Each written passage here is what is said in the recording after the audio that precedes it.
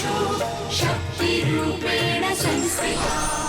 नमस्तस्यै नमस्तस्यै नमस्तस्यै नमो नमः।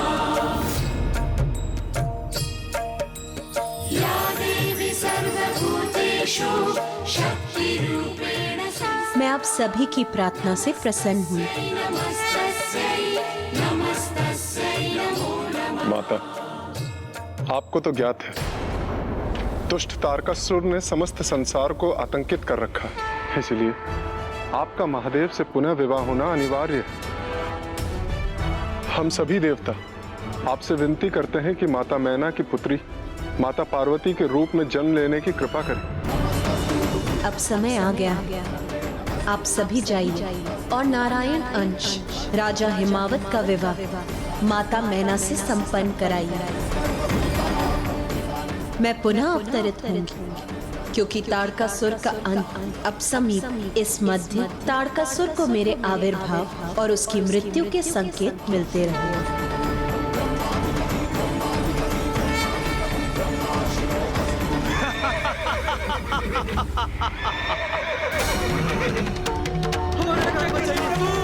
इन्हें भी तो मेरे होने का आभास होना चाहिए।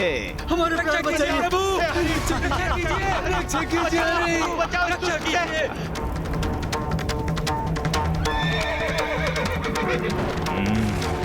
इसमें मुझे आनंद भी तो आएगा। छोड़ो, हमारी प्राणों की रक्षा करो अपनी। छोड़ो मुझे, हे हरि, रक्षा कीजिए।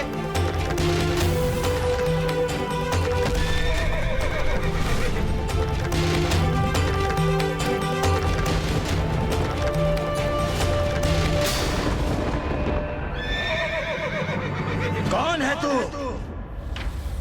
हट जा मेरे मार्ग से, अन्यथा तू भी कुचला जाएगा।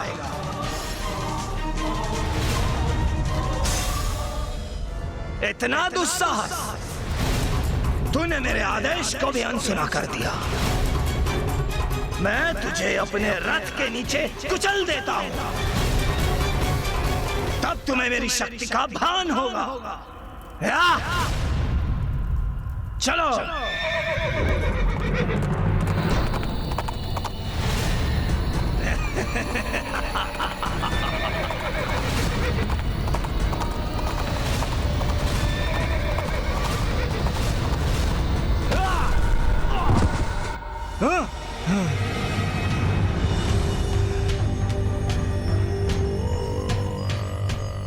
मेरे दुस्वप्न में वो तेजस्वी युवक कौन था? दुष्ट तारकासुर को तो प्रभु और माता की उस दिव्य लीला का कोई ज्ञान नहीं था, फिर उसे दुस्वप्नों के माध्यम से पूर्वाभास क्यों हो रहा था? और उसके स्वप्न में वो युवक कौन था? माता सभी को ये ज्ञात करा रही थी कि तारकासुर के अंत का समय निकट आ रहा था। इसीलिए अब परोक्ष रूप से माता ने तारकासुर को उसका परिचय देना आरंभ कर दिया था, जिससे उसकी भेंट अब शीघ्र ही होने वाली थी। और वो था उस दुष्ट का काल।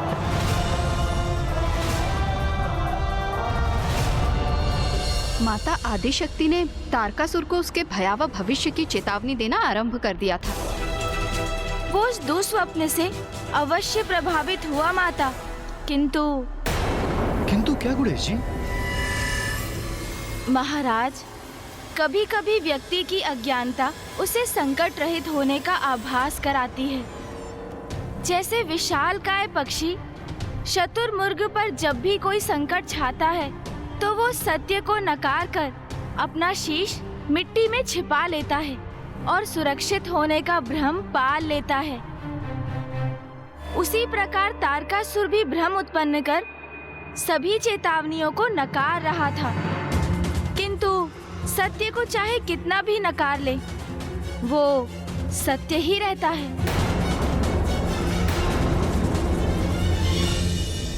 नाथ, क्या हुआ नाथ?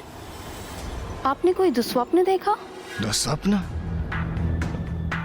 तारकासुर हूं मैं लावण्या, ये कभी मत भूलना। मुझे कोई दुस्वप्न नहीं आते, अपितु मैं अन्य सभी के लिए दुस्वप्न हूँ। स्वामी की निद्रा भंग क्यों हुई और वो इतने आवेशित क्यों हैं? ये राजभवन, इसमें अभी भी देवताओं की गंध आती है मुझे। अवश्य ही कोई माया छोड़ कर गए हैं वो पीछे। इसीलिए तो इतना अप्रिय है यह स्थान मुझे। वैसे भी किसी अन्य की वस्तु को अपनाना तारकासुर को शोभा नहीं देता। इसलिए मैं इस स्वर्ग में एक नवीन राजभवन का निर्माण करूंगा और यहां से देवताओं का प्रत्येक चिन्ह मिटा दूंगा।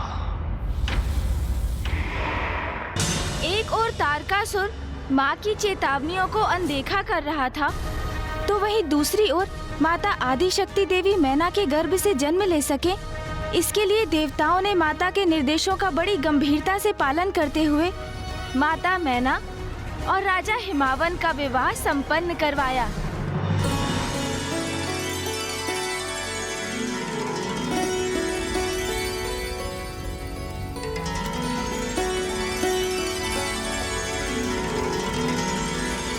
जहाँ माता मैना और हिमावन जी सुखमय दाम्पत्य जीवन व्यतीत करने लगे, वहीं तारकासुर देवताओं के प्रत्येक चिन्ह तक को मिटाने के लिए आतुर था।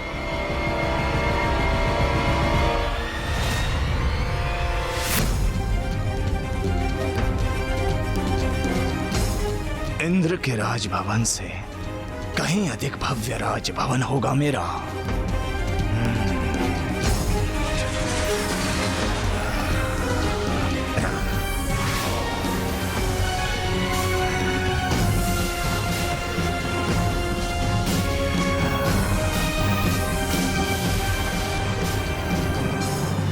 देवताओं का राजभवन नहीं चाहिए मुझे। मैं स्वयं अपना नगर बसाऊंगा यहाँ, स्वर्ग में भी और अन्य सभी लोकों में भी। उचित है, उचित है, सर्वथा उचित है। असुर तारकासुर की जय, असुर राज तारकासुर की जय।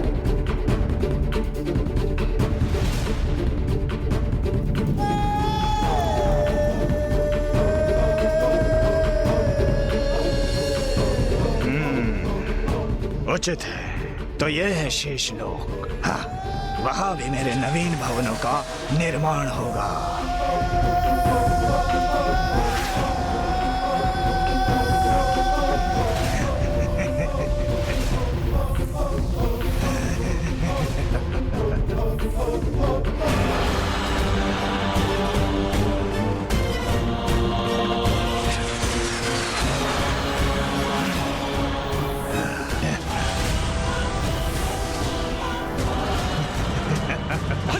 तारकासुर की जय, असुर राज तारकासुर की जय, असुर राज तारकासुर की जय।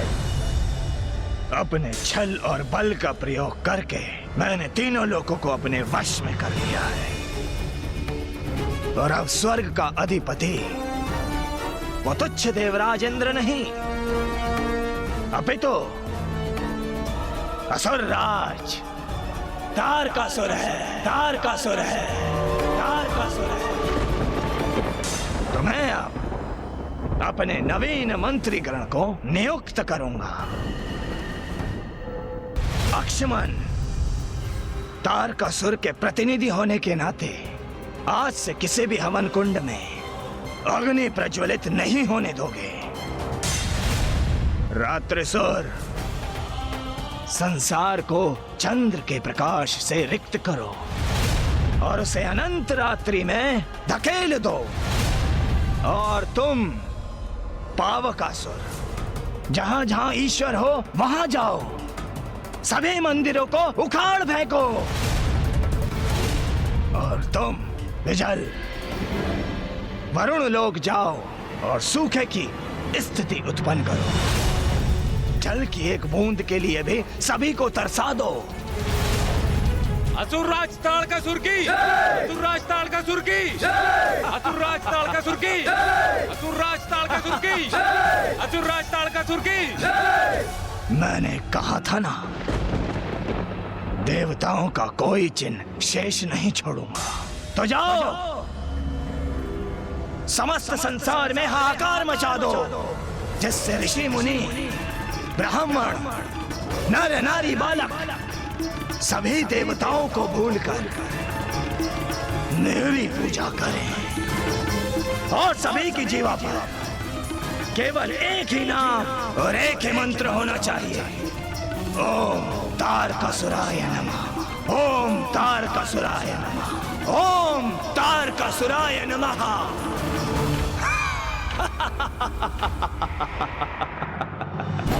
माँ ही प्रकृति है, माँ ही शक्ति है। इस समय मात्र शिव ही शक्ति से विलग नहीं थे, वरन सृष्टि भी इस समय शक्ति से रिक्त थी। और इसी शक्ति की अनुपस्थिति के कारण पाप और अधर्म का बोलबाला था, जिसे माँ की शक्ति ही रोक सकती थी। तारकासुर और उसके कुटिल मंत्रियों के द्वारा एक निरंकुश और दमनकारी सत्ता स्थापित करने में अधिक समय नहीं लगा।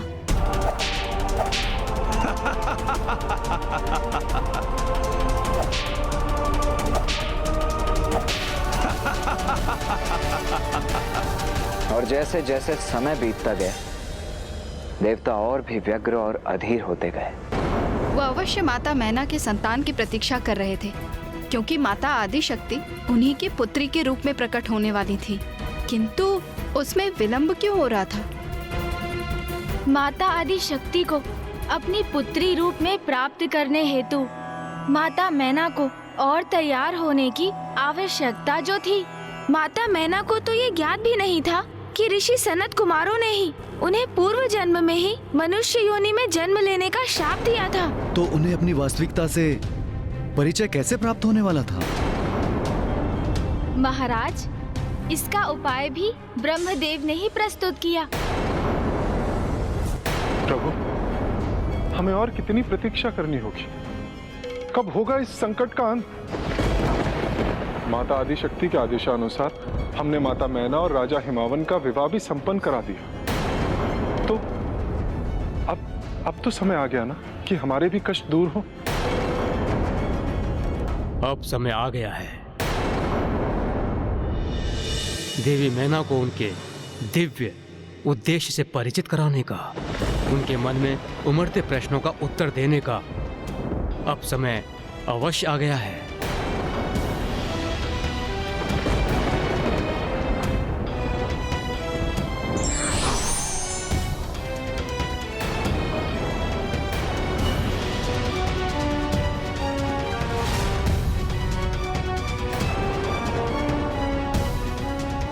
एक दिव्य ऋषि का रूप धारण कर ब्रह्मदेव राजा हिमावन के राजभवन में पहुंच गए। माता मैना को ये ज्ञात नहीं था कि वास्तव में वो कौन है, किंतु फिर भी उनकी दिव्यता के आभास से वो अनभिज्ञ नहीं रह सकी। कितने दिव्य हैं ये ऋषिवर, इनका प्रभाव मंडल, इनके मुख और व्यक्तित्व का तेज कितना अद्भुत है। इन्हें देखकर मुझे ऐसा आभास हो रहा है जैसे मेरा इनसे पूर्व का कोई परिचय है। पुत्री मैना के मन में उठा विचार सर्वथा उचित है। मेरी पौत्री देवी सुधा की पुत्री होने के नाते ये मेरी प्रपोत्री है। देवी मैना, ये ऋषिवर विश्वराज अपने यात्रा के मध्य हमारे राजभवन में हमें आशीष देने पधारे हैं। प्रणाम ऋषिवर। सौभाग्यवती भवा। क्या हुआ पुत्री? प्रतीत होता है किसी बात को लेकर तुम अत्यधिक व्याकुल हो।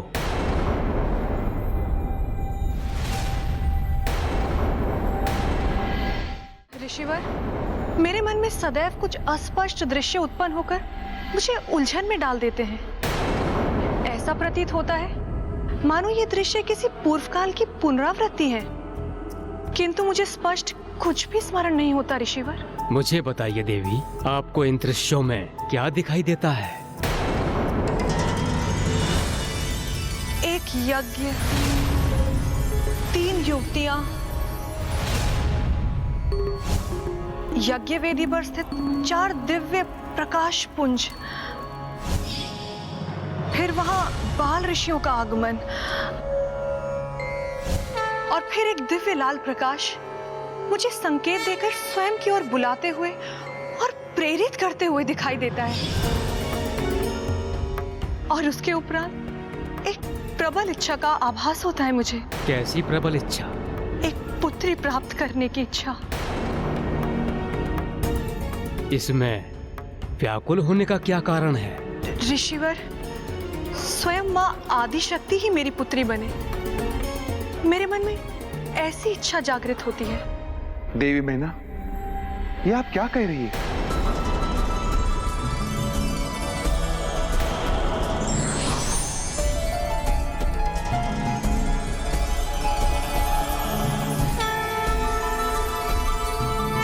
प्रभु ब्रह्मदेव। पुत्री मैना, जो लाल दिव्य प्रकाश तुम्हें दिखता है वो स्वयं माता आदिशक्ति है। आपकी प्रबल इच्छा अवश्य सत्य होगी, किंतु आपको माता आदिशक्ति का पूजन करना होगा। इस प्रकार आप माता आदिशक्ति की कृपा के योग्य बनेंगी। ब्रह्मदेव, आपका कोटि कोटि धन्यवाद। आपने हमारा मार्गदर्शन किया, हम कृतार्थ हुए प्रभु। मैं पूर्ण निष्ठा से आपके कहे प्रत्येक शब्द का पालन करूंगी। कल्याण हो। किंतु गुणेश जी, ऋषिवर सनत कुमारों के शाप के कारण माता आदिशक्ति को पुत्री रूप में प्राप्त करना तो माता मैना की नियति थी, तो फिर उन्हें पूजन और व्रत करने की क्या आवश्यकता थी? आप सर्वथा उचित कह रही हैं माता, किंतु अभी माता मैना मनुष्य रूप में थी, इसलिए ब्रह्मदेव के द्वारा सुझाए गए व्रत और पूजन से अभी उन्हें और तैयार होने की आवश्यकता थी।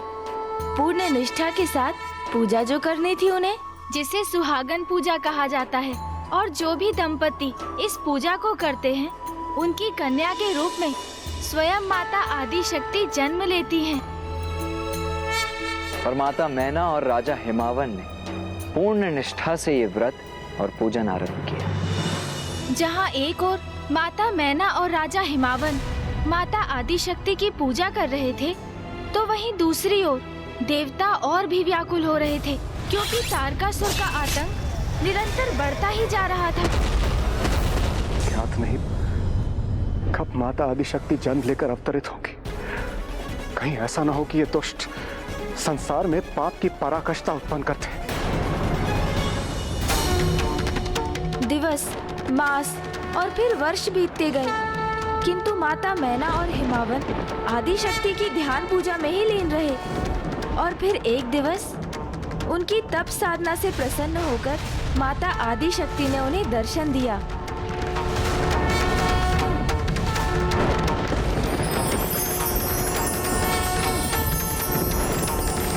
उनसे प्रसन्न होकर माता ने उन्हें दर्शन दिए। मैना, हिमावन, माता, मैं तुम दोनों की पूजा से प्रसन्न हूँ। कहो, क्या वरदान चाहिए तुम्हें? माता, मुझे आपसे संतान चाहिए, किंतु 4 अवस्थाओं के साथ। कहो पुत्री, क्या है ये 4 अनिवार्य अवस्थाएं? मुझे ऐसी पुत्री चाहिए जो तीनों लोगों के समस्त क्रियाकलापों का निर्धारण करे, जो त्रिदेवियों की मूल उनकी जननी हो, जो संसार के सभी क्रियाकलाप नियंत्रित करने वाली हो, और जो महादेव की पत्नी बनने की अधिकारी हो। ये सभी तो मैं ही हूँ। अर्थात तुमने मुझे ही अपनी पुत्री रूप में प्राप्त करने की आकांक्षा की। मैं तुम्हारी पुत्री बनकर तुम्हारी मनोकामना अवश्य पूर्ण करूंगी। सर्वमङ्गलमाङ्गल्ये तथास्तु। माता आदिशक्ति पुनः जन्म ले रही है, अर्थात ताड़कासुर का अंत होगा। मेरी प्रार्थना और 3 अनिवार्य अवस्था स्वीकार करने हेतु आपको कोटि कोटि धन्यवाद माँ। किंतु अभी मेरी चतुर्थ अवस्था शेष है माँ। तो कहो पुत्री, क्या है तुम्हारी चतुर्थ अवस्था? मेरी चतुर्थ अवस्था ये है माँ कि मेरी पुत्री के जन्म से पहले मुझे 100 पुत्रों की प्राप्ति हो, ताकि उसके जन्म के उपरांत उसे 100 भ्राताओं का प्रेम मिले।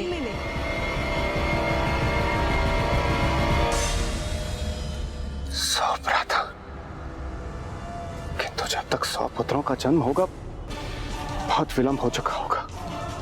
तब तक तो ये दुष्ट तारकासुर सब कुछ नष्ट कर देगा, सब कुछ।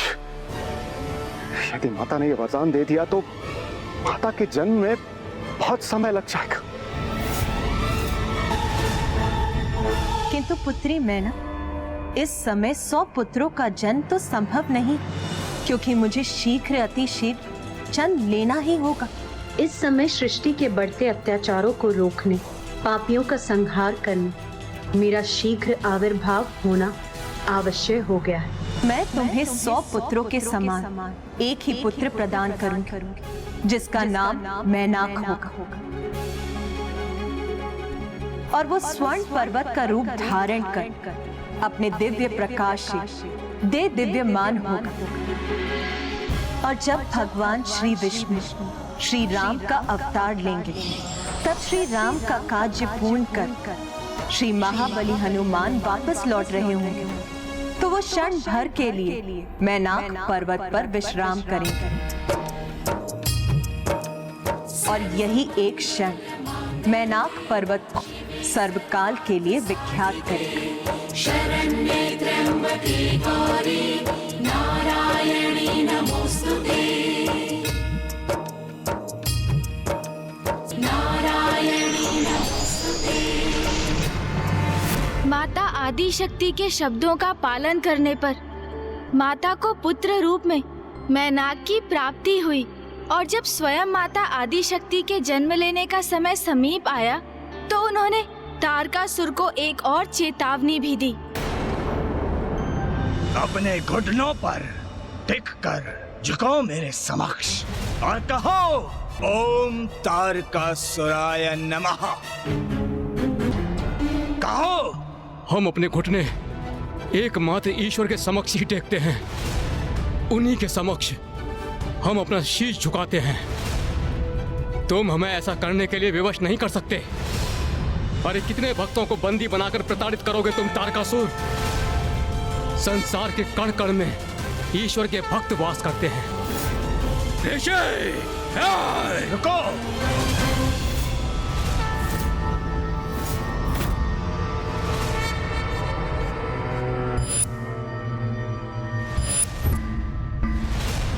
इस तुच्छ ऋषि ने मेरे मन में एक अति उत्तम विचार उत्पन्न किया है। तुम्हारे अनुसार संसार के कण कण में ईश्वर भक्त हैं, तो मैं संसार के कण कण को छनवा कर उन ईश्वर भक्तों को बंदी बनाऊंगा और तुम्हारे समक्ष उनकी हत्या करूंगा, जिसके उत्तरदायी होगे तुम। बहुत आनंद आएगा मुझे।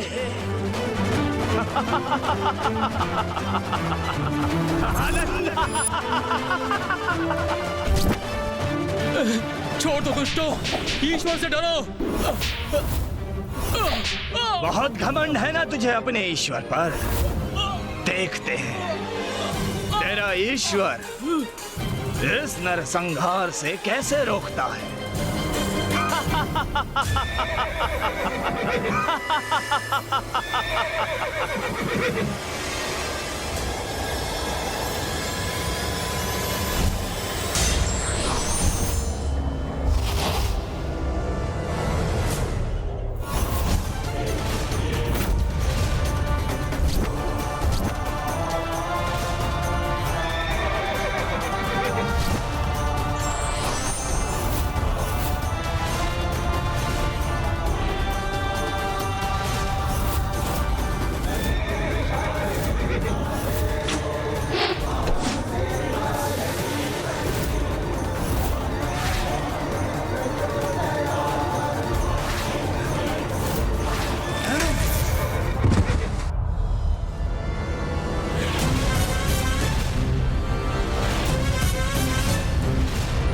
वही दुस्वप्न वाला युवक प्रतीत हुआ मुझे।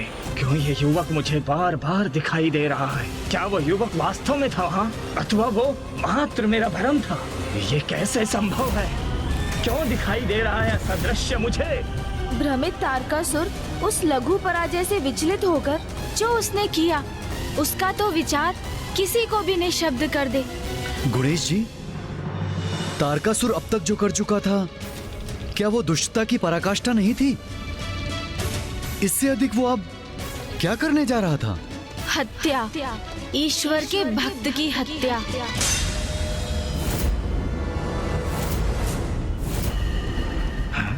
कौन है ये? कैसी माया है जो इसे मेरे समक्ष प्रस्तुत कर रही है और जिसके कारण मैं इतना आतंकित हो रहा हूँ?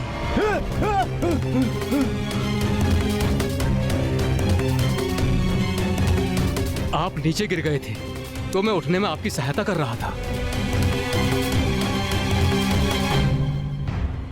सहायता? तू मेरी सहायता करेगा? तारकासुर की तू करेगा? हाँ? दूर हट!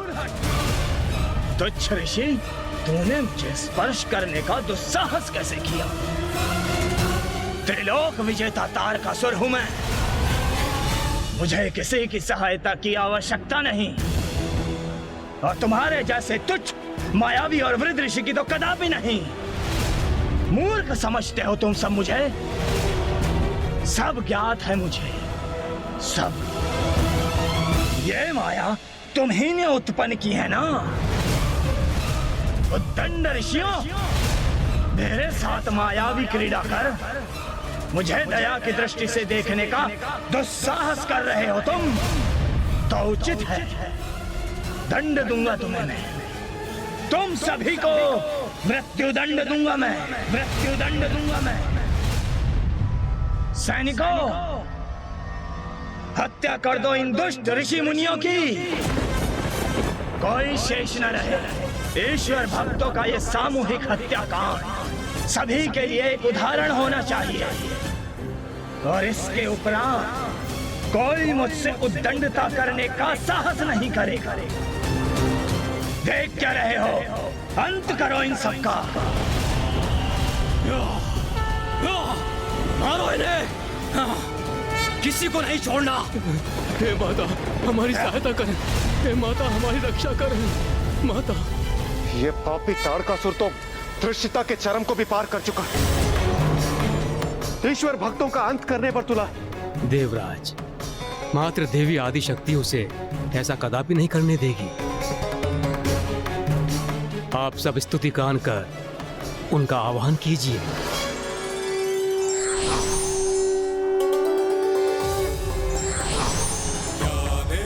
सर्वभूतेषु शक्तिरूपेण संस्थिता। नमस्तस्यै नमस्तस्यै नमस्तस्यै नमो नमः।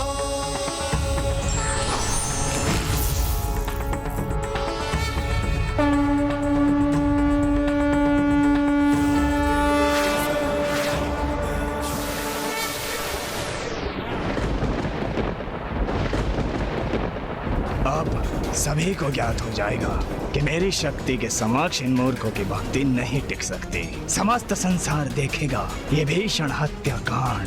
फिर कोई मेरे त्रिलोक विजेता तारकासुर के समक्ष शीश उठाने का साहस नहीं करेगा।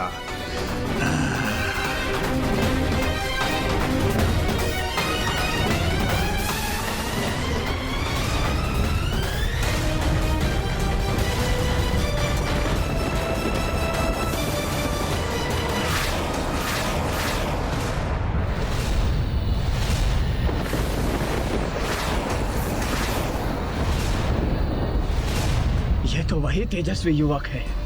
यह असंख्य प्रतिरूप धारण कर अचानक कैसे प्रकट हो गया?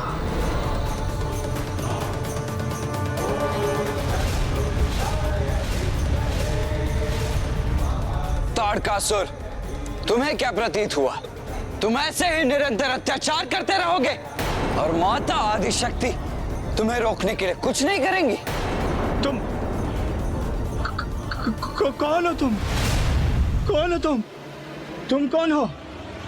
काल हूं तुम्हारा, शीघ्र जन्म लेकर तुम्हारा वध करूंगा मैं।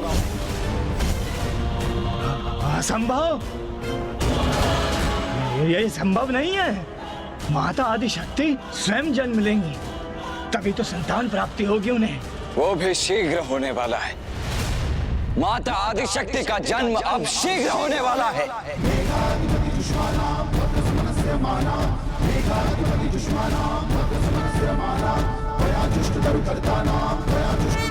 हमारे एक ही प्रहार से अंत होगा तुम सभी का। असुर महाराज तारकासुर का आदेश सार्थक करेंगे हम, वध करेंगे तुम्हारा। इसीलिए मैं तुम्हें चेतावनी दे रहा हूं, रोक लो अपना ये अत्याचार, अन्यथा मैं तुम्हारा अंत कर दूंगा। रुको रुको सैनिकों,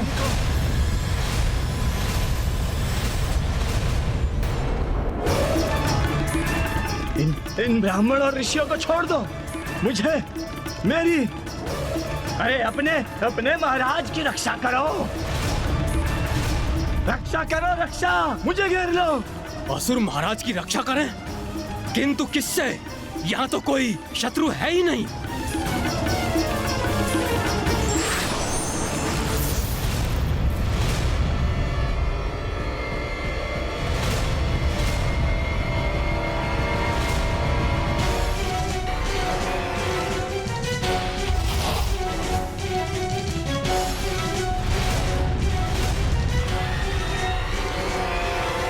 नहीं, मेरा कोई अंत नहीं कर सकता। तुम मेरे निकट आओगे तो मैं तुम्हारा अंत कर दूंगा।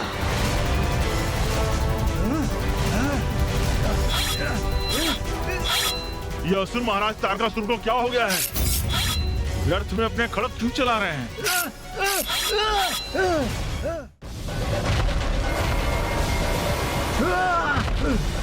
क्या हुआ महाराज, आप झुक क्यों गए?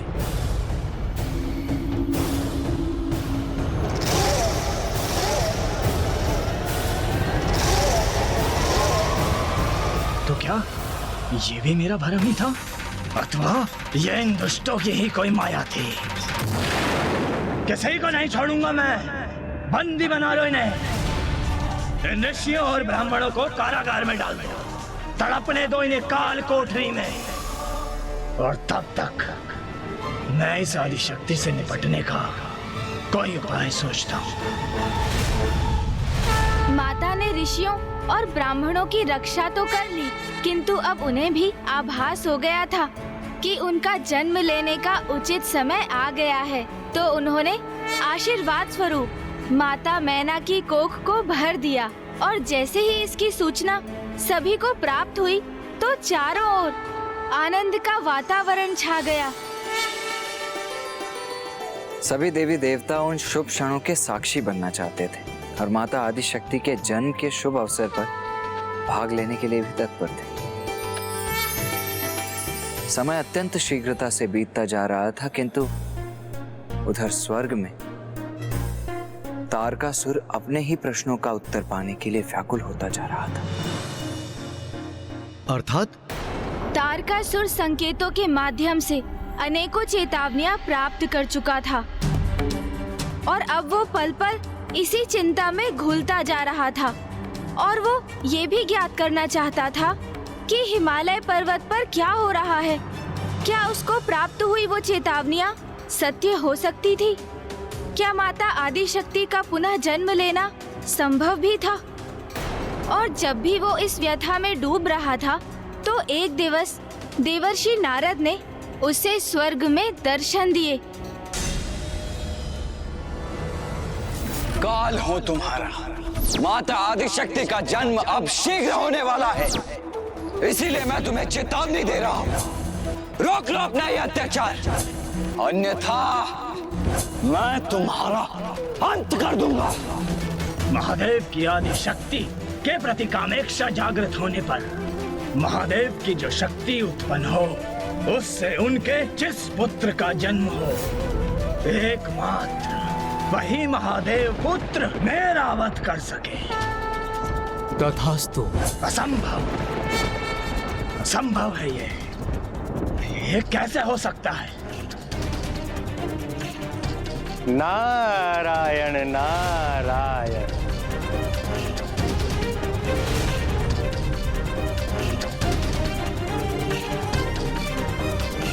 नारायण नारायण।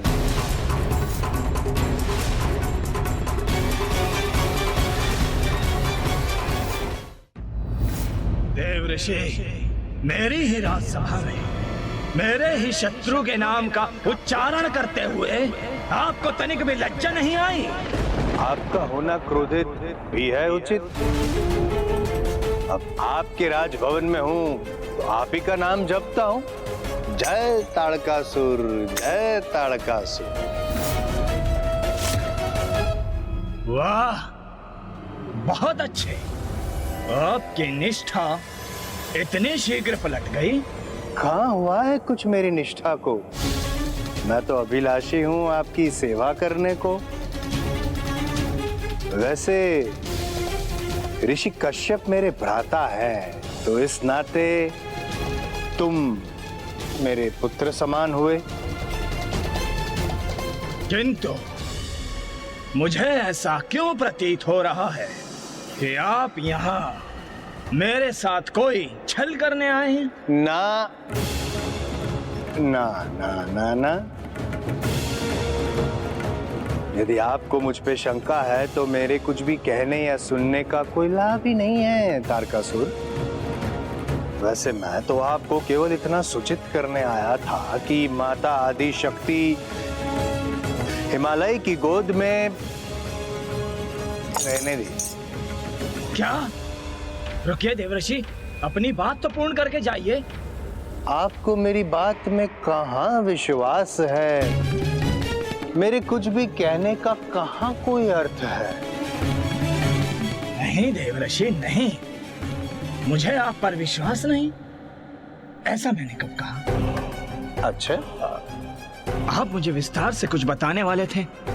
क्या बताने वाले थे आप? आप सुनना चाहते हैं? जी देवर्षि। तो मैंने जो सुना है आप भी सुनिए कि राजा हिमावन के राजभवन में कुछ तो नवीन समाचार है, किंतु इससे अधिक तो मुझे कुछ ज्ञात नहीं है। अब समझदार को तो संकेत ही पर्याप्त है। अब आप समझदार हैं या ना समझ, इसका निर्णय मैं कैसे ले सकता हूं? माता आदिशक्ति का जन्म अब शीघ्र होने वाला है। किंतु गुणेश जी, देवर्षि नारद ये सब बातें तारकासुर को क्यों बता रहे थे? देवर्षि नारद तारकासुर का कुछ इस प्रकार मार्गदर्शन कर रहे थे कि वो स्वयं ऐसा कुछ कर बैठे जिससे वो अपनी मृत्यु के मुख में शीघ्र प्रवेश कर जाए। मैं कुछ समझी नहीं।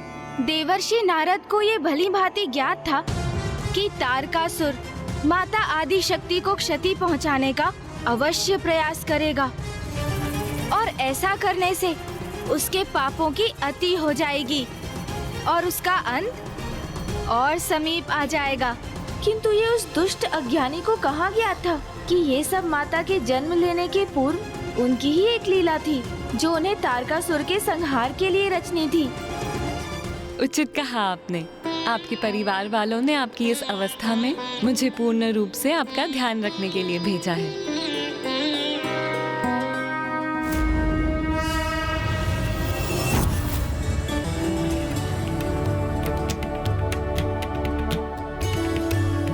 देवी, मुझे ज्ञात है आप भी वहां स्वयं जाकर देवी मैना का ध्यान रखने को आतुर हैं।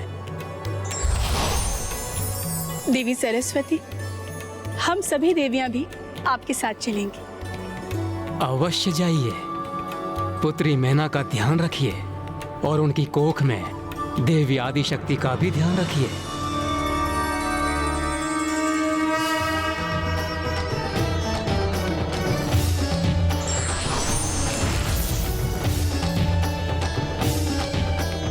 अब एक और जहाँ सभी देवगण माता आदिशक्ति के जन्म के लिए देवी मैना की सहायता के लिए प्रयत्नशील थे, वहीं दुष्ट तारकासुर इस जुगत में था कि वो किस प्रकार इसमें कोई बाधा अथवा विघ्न उत्पन्न कर सके।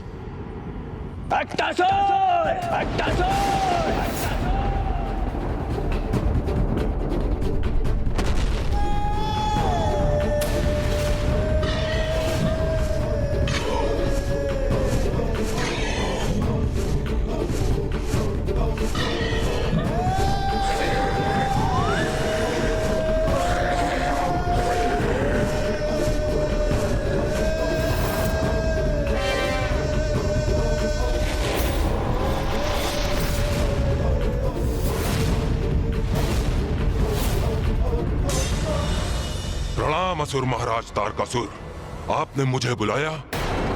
ये तारकासुर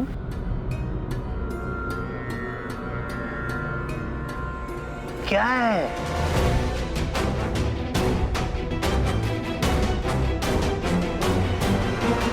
ये तो अति सामान्य असुर है। महाराज हिमावन के राजभवन में क्या क्रियाकलाप है, इसे कैसे ज्ञात होगा? सर्वप्रथम अपना शीश खुजलाना बंद कीजिए देवर्षि नारद।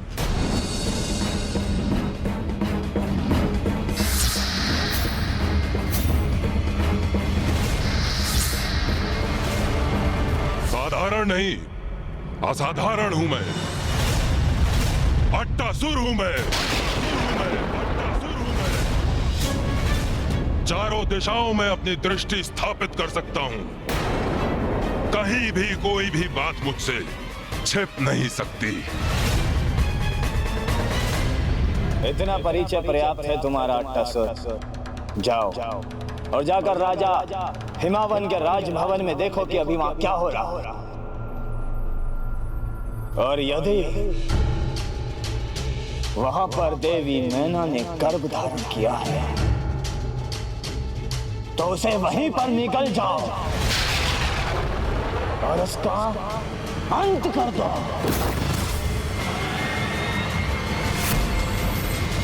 देवी सरस्वती, देवी लक्ष्मी, हमें माता आदिशक्ति के जन्म की तैयारियां आरंभ कर देनी चाहिए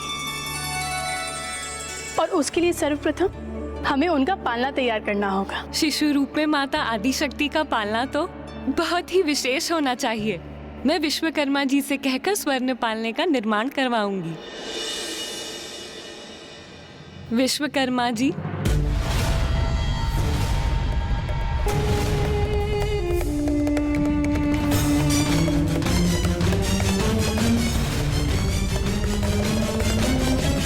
वो रहा राजा हिमावन का राजभवन।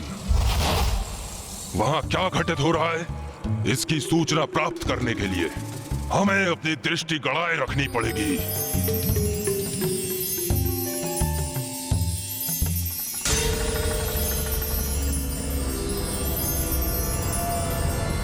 रुक जाओ, पीछे हट जाओ।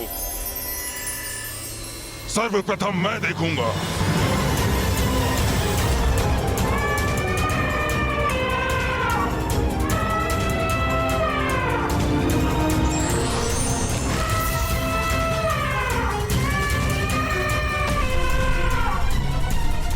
विश्वकर्मा देव यहाँ?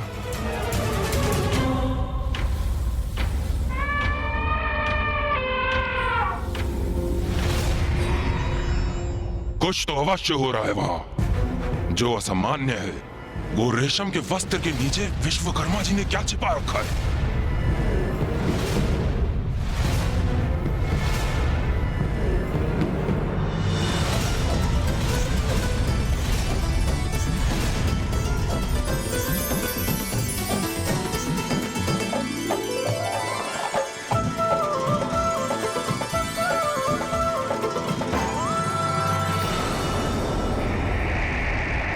मैं उचित प्रकार से देख नहीं पा रहा हूं।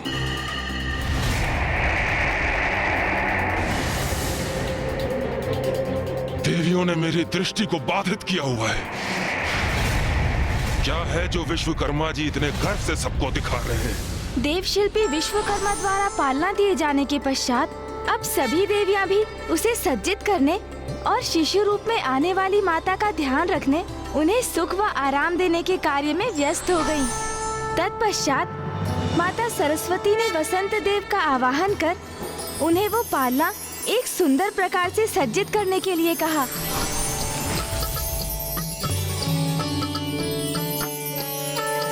प्रणाम माता। फिर वायुदेव ने वायु के झोंकों से माता का पालना हिलाया।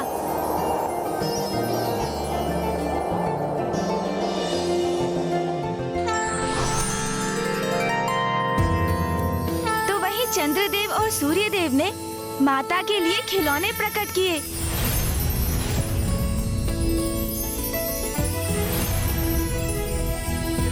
माता आदि शक्ति जिन्होंने संपूर्ण संसार को जन्म दिया है और अब शिशु रूप में वो संपूर्ण सृष्टि को देखकर उसकी अद्भुत सुंदरता से अपना मनोरंजन करेंगी।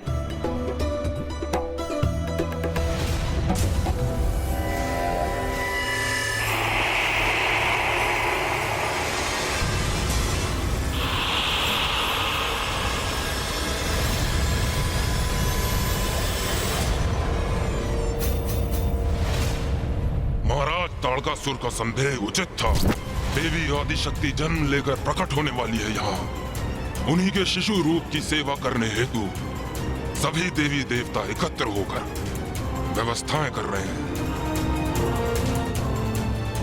शुभ कार्य में विलंब कैसा? असुर महाराज का आदेश स्पष्ट था। वहाँ पर देवी मैना ने गर्भ धारण किया है,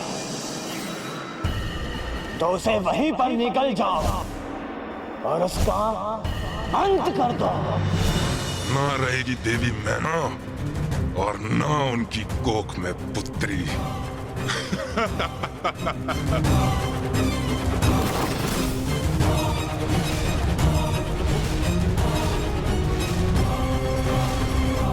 तुम सभी आगे बढ़कर मार्ग से सारी बाधाएं दूर करो। मैं शीघ्र ही राजभवन पहुंचता हूं।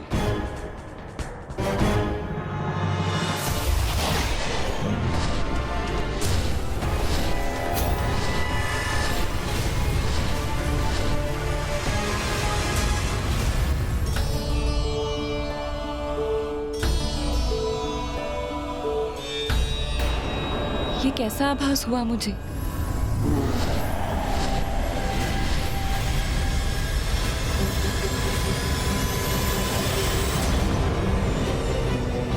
मैं अत्यंत ही अधीर और अशांत अनुभव कर रही हूँ। हम सभी इतनी प्रसन्न हैं। इस आनंद के पलों में यदि हमारी ही दृष्टि लग गई तो ये कैसे भूल गई मैं।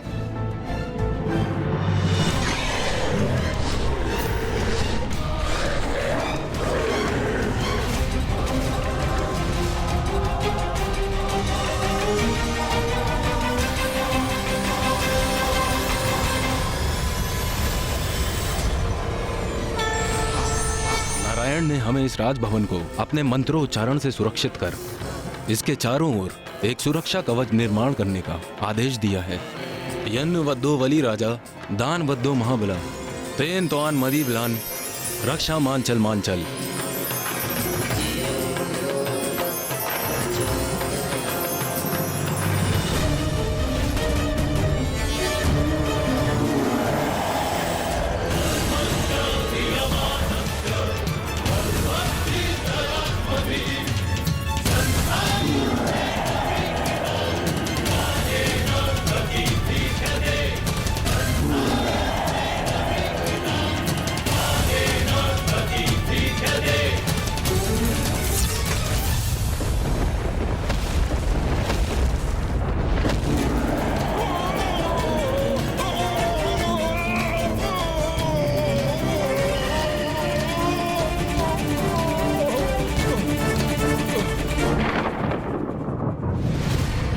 तारकासुर का ये विश्वास कि वो माता आदिशक्ति को हानि पहुंचा सकता है, कितना मूर्खतापूर्ण था। और अंततः वो शुभ घड़ी आ ही गई जिसकी प्रतीक्षा सभी को थी।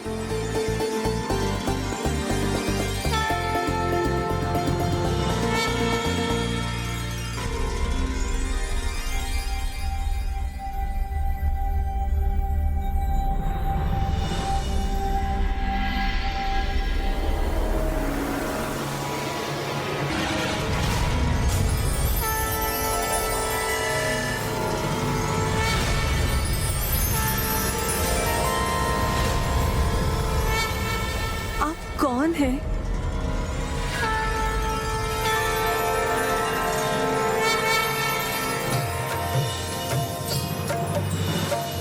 देवी सर्वभूतेषु शक्तिरूपेण संस्थिता नमस्तस्यै नमस्तस्यै नमस्तस्यै नमो नमः। पुत्री मैना, मैं कौन हूँ ये शब्दों के माध्यम से ज्ञात नहीं किया जा सकता। ये तो ऋषि मुनि और विद्वानों के लिए भी संभव नहीं। मेरा अनुभव ही पर्याप्त है। मुझ में और शिव में कोई भेद नहीं। मुझसे ही शिव है और शिव से ही मैं हूँ। सृष्टि का अस्तित्व भी मुझसे ही है। मैं गतिमान होती तो शिव गतिमान होते हैं। मैं अदृश्य होती हूँ तो शिव भी स्थिर हो जाते हैं। आदि शक्ति हूँ मैं, शिव की शक्ति हूँ।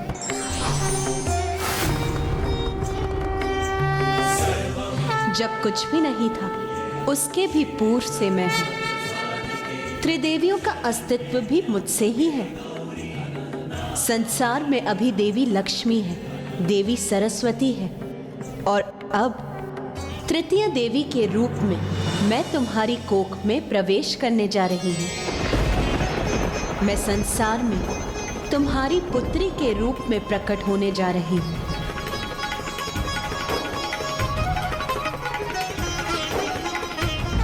माँ, ये तो आपकी कृपा है मुझ पर। ये मेरा परम सौभाग्य है। मैं धन्य हुई माँ।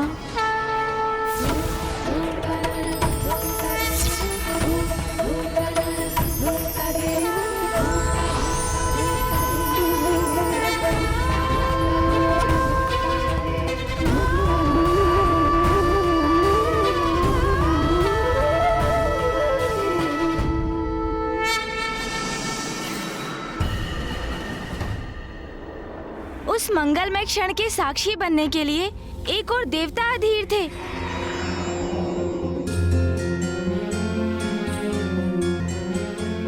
तो वहीं दूसरी ओर हिमावन और माताएं आकुल और व्याकुल हुए जा रहे थे।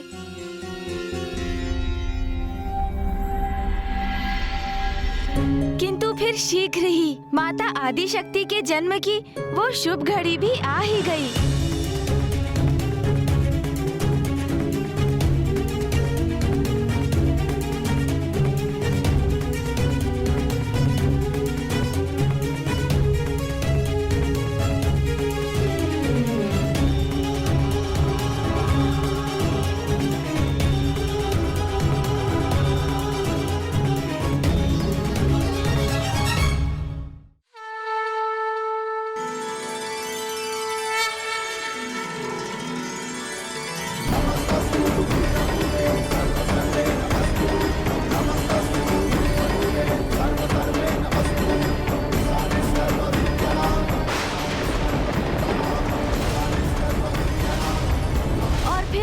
के जन्म लेते ही सृष्टि में चारों ओर शुभ मंगल संकेत प्रसारित हो उठे।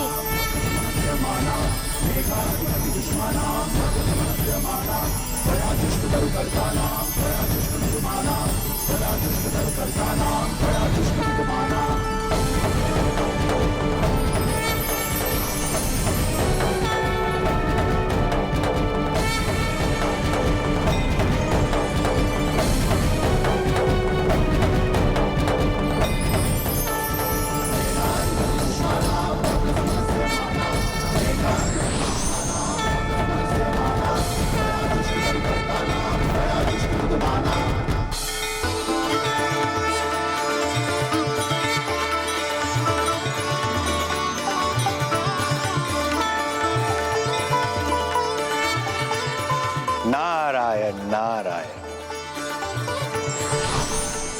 नारायण नारायण।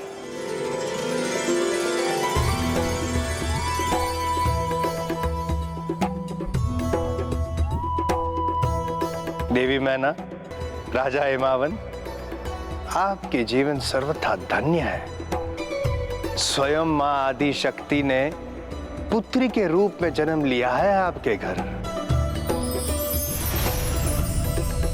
और पुत्री के रूप में श्याम वर्ण धारण करेंगी, इसीलिए काली के नाम से प्रख्यात होगी।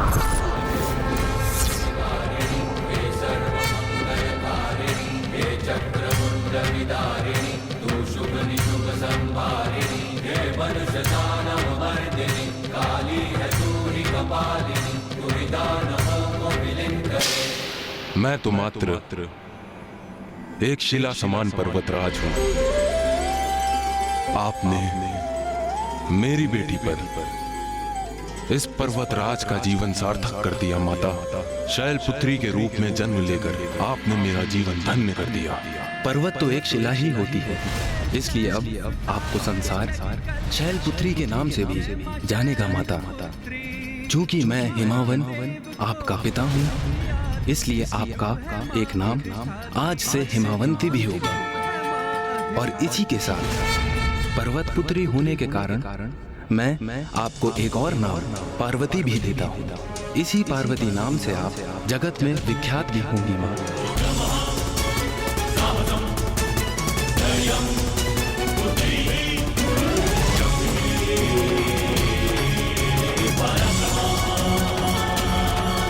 पर्वत पुत्री होने के कारण मैं आपको एक और नाम पार्वती भी देता हूँ। इसी पार्वती नाम से आप जगत में विख्यात भी होंगी।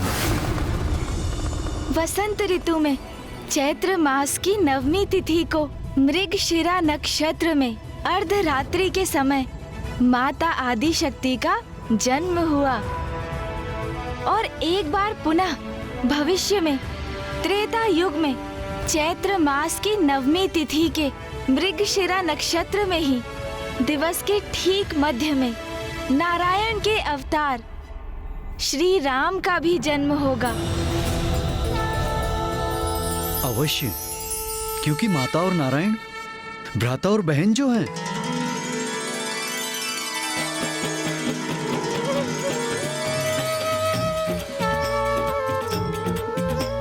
शैल सुता है जगत कल्याणी, जय मां शैल पुत्री।